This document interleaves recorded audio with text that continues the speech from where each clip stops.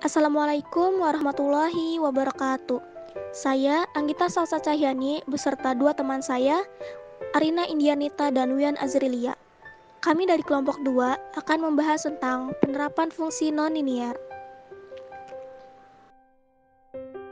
Hubungan fungsional antara variabel-variabel ekonomi dan bisnis tidak selalu berbentuk linier, tetapi juga ada yang berbentuk non-linier. Artinya, perubahan suatu variabel terikat yang diakibatkan oleh perubahan variabel bebas tidak tetap. Yang pertama akan kita bahas tentang fungsi permintaan. Fungsi permintaan pada bab sebelumnya adalah fungsi permintaan linier.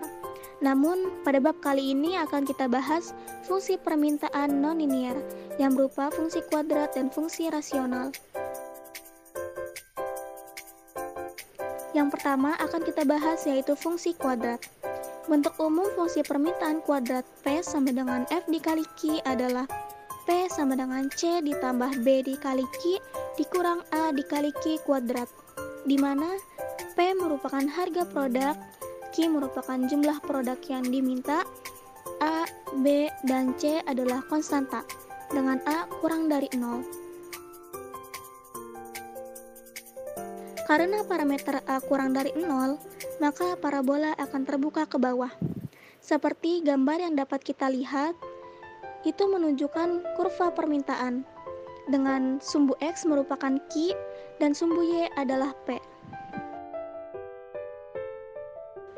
Sebaliknya, bentuk umum fungsi permintaan kuadrat Q sama dengan F dikali P adalah Q sama dengan C ditambah B kali P dikurang A kali P kuadrat.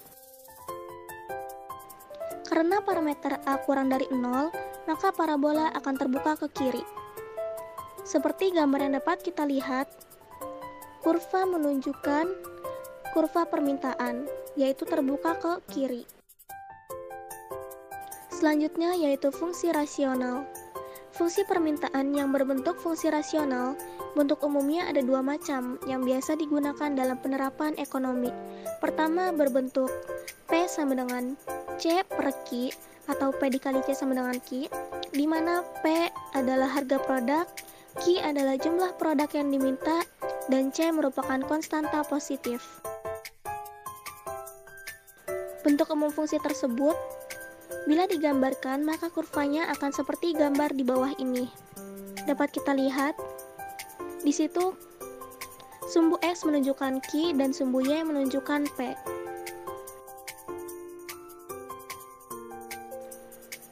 Selanjutnya, bentuk umum yang kedua dari fungsi permintaan yang berbentuk fungsi rasional adalah Q dikurang H dikali P dikurang K sama dengan C, di mana Q merupakan jumlah produk yang diminta, P merupakan harga produk, C merupakan konstanta positif, H merupakan sumbu asimtot tegak, dan K merupakan sumbu asimtot datar. Bentuk umum fungsi permintaan tersebut bila digambarkan maka kurvanya akan seperti gambar di bawah ini. Dapat kita lihat di situ kurvanya merupakan kurva fungsi permintaan. Nah, selanjutnya ada fungsi penawaran.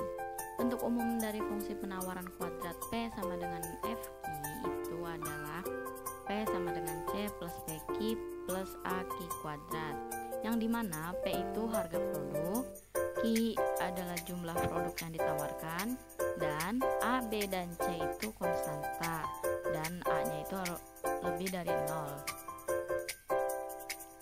Karena parameternya A-nya itu lebih dari 0, maka parabola itu akan terbuka ke atas. Nah, di sini ada gambar parabola yang akan terbuka dari atas. Ini menunjukkan kurva penawaran. Nah, sedangkan apabila fungsi penawarannya berbentuk Q sama dengan FP, maka bentuk umumnya itu menjadi Q sama dengan C plus BP plus AP kuadrat, yang dimana P-nya itu harga produk, Q-nya jumlah produk yang ditawarkan, A, B, dan C-nya itu konstanta, dan A-nya itu lebih dari 0. Nah, karena parameter A-nya lebih dari 0 pada persamaan tersebut, nah maka parabolanya itu akan terbuka ke kanan. Nah, di sini ada kurva parabola yang terbuka ke kanan seperti ini. Dan selanjutnya ada keseimbangan pasar. Keseimbangan pasar itu sebenarnya ditunjukkan oleh kesamaan QD sama dengan QS pada perpotongan kurva permintaan dan kurva penawaran. Nah, di sini ada kurvanya, di mana QD-nya itu jumlah permintaannya, QS-nya itu jumlah penawaran, E-nya itu titik keseimbangan, PE-nya itu harga keseimbangan, QE-nya jumlah keseimbangan. Nah, terus selanjutnya ada kurva permintaan total. Permintaan total dari suatu perusahaan atau produsen itu adalah hasil kali antara harga per unit produk dengan jumlah produk yang dijual. Nah, di sini ada rumusnya, itu TR sama dengan P kali Q, yang dimana TR itu penerimaan totalnya, Q adalah jumlah produk yang dijualnya, dan P-nya itu harga produk per unitnya. Nah, jika fungsi permintaan linear dan menurun dari kiri ke atas ke kanan bawah, berarti harga P itu tidak tetap, maka akan permintaan oleh P sama dengan B min AQ. Nah, maka diperoleh lagi persamaan penerimaan totalnya seperti ini, TR sama dengan P kali Q, dimana P-nya diganti B min Q terus dikali Q. Jadi TR itu adalah BQ min AQ kuadrat. Nah, fungsi penerimaan total ini bila digambarkan dalam bidang koordinat akan berbentuk kurva parabola yang terbuka ke bawah dan memotong sumbu Q di dua titik, yaitu Q-nya 0 dan XXX plus. Karena kurva parabola terbuka ke bawah, berarti fungsi penerimaan total ini mempunyai titik puncak yang maksimum. Nah, di sini rumusnya ada min B per 2A, min B kuadrat per 4A. Nah, di sini ada kurva penerimaan total maksimum. Selanjutnya ada kurva transformasi produksi. Suatu kurva transformasi produksi dapat didefinisikan sebagai tempat kedudukan kombinasi antara jumlah dua jenis produk yang dapat dihasilkan dengan menggunakan faktor produksi atau input tertentu. Misalkan, jumlah kedua jenis produk itu adalah X dan Y. Nah, kurva transformasi produksi menunjukkan hubungan sebagai berikut. Jika jumlah jenis produk X bertambah, maka jumlah produk Y-nya berkurang atau sebaliknya. Nah, perhatikan bahwa secara ekonomi, kurva transformasi produksi itu dianggap cekung terhadap titik asal atau origin. Nah, semakin jauh kurva transformasi produksi dari titik asal 0, berarti semakin banyak input yang dibutuhkan. Nah, kurva transformasi produksi dapat berupa sebagian dari kurva parabola, elips, hiperbola, atau lingkaran yang terletak di kuadran 1. Nah, ini sebagian dari kurva-kurva ini ditunjukkan pada gambar di bawah ini. Di sini ada elips, ini lingkaran, parabola, dan hiperbola. Kurva inference menunjukkan titik-titik kombinasi dari barang X dan Y yang dapat memberikan tingkat kepuasan atau utilitas total yang sama bagi konsumen. Kurva inference dapat diperoleh dari fungsi utilitas yang berbentuk U sama dengan F X, Y, di mana U sendiri adalah tingkat utilitas atau kepuasan total konsumen. X yaitu jumlah barang X yang dikonsumen, Y adalah jumlah barang Y yang dikonsumen. Nah, bila kurva inference ini digambarkan di bidang koordinat kartesius, maka gambarnya seperti di bawah ini. Teman-teman bisa lihat sendiri ya kurvanya. Nah, selanjutnya ada kurva inference yang berbentuk hiperbola.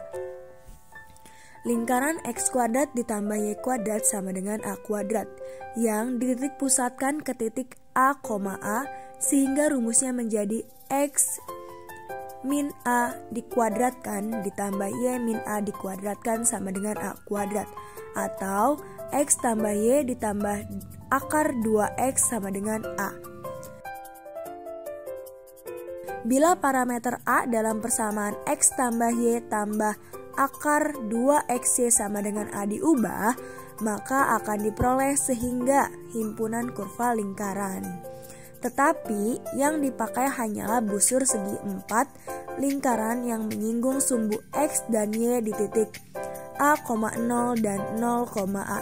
Gambar seperempat lingkaran ini dapat dilihat pada gambar di bawah ini ya teman-teman. Selanjutnya kurva indiferens yang berbentuk hiperbola. Hiperbola sama sisi X, Y sama dengan A yang dapat digeser sejajar sampai pusatnya berimpitan dengan titik min H, min K di kuadran ketiga, sehingga persamaannya menjadi X tambah H dikali Y tambah K sama dengan A.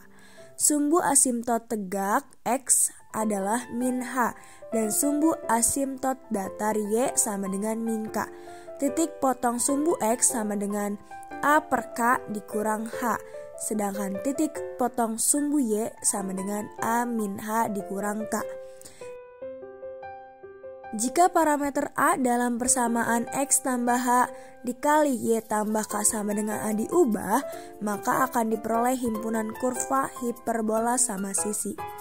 Tetapi yang digunakan hanyalah bagian hiperbola di kuadran 1, kurva indiferens yang berupa sehimpunan kurva hiperbola yang dapat dilihat pada gambar di samping ya. Nah, selanjutnya kurva indiferens yang berbentuk parabola. Parabola Y sama dengan X kuadrat per A kuadrat yang dipindahkan sejajar sehingga titik puncaknya berada pada garis Y sama dengan min K, dengan sumbu X-nya berubah menurut H dikali A tambah 1. Maka persamaannya menjadi Y ditambah K sama dengan X min H dikali A ditambah 1 dikuadratkan dibagi A kuadrat. Nah, dikuadratkannya itu diubah, dipindahkan, jadinya akar Y ditambah K sama dengan X min HA min H dibagi A atau X min H dibagi akar Y tambah K tambah H sama dengan A. Bila parameter A dalam persamaan X min H dibagi akar Y tambah K tambah H sama dengan A diubah, maka titik puncak parabola bergeser sepanjang garis Y sama dengan min K dengan membentuk sehimpunan kurva parabola. Nah, titik potong sumbu X-nya sama dengan H dikali A ditambah 1 A akar K. Titik potong sumbu Y sama dengan H kuadrat dikali 1 plus 1 per A dikuadratkan dikurangin K. Nah, kurva indiferens yang berupa sehimpunan kurva parabola ditunjukkan pada gambar yang di bawah ini teman-teman. Mungkin cukup sekian penjelasan kita pada materi ini. Terima kasih atas perhatiannya teman-teman sekalian. Semoga ilmu yang kita dapatkan hari ini bermanfaat, dan apabila ada kesalahan-kesalahan mohon diingatkan kepada kita karena kita juga masih belajar. Mari kita belajar bersama-sama dan saling mengingatkan ya teman-teman. Cukup sekian. Sekali lagi saya ucapkan terima kasih. Wassalamualaikum warahmatullahi wabarakatuh.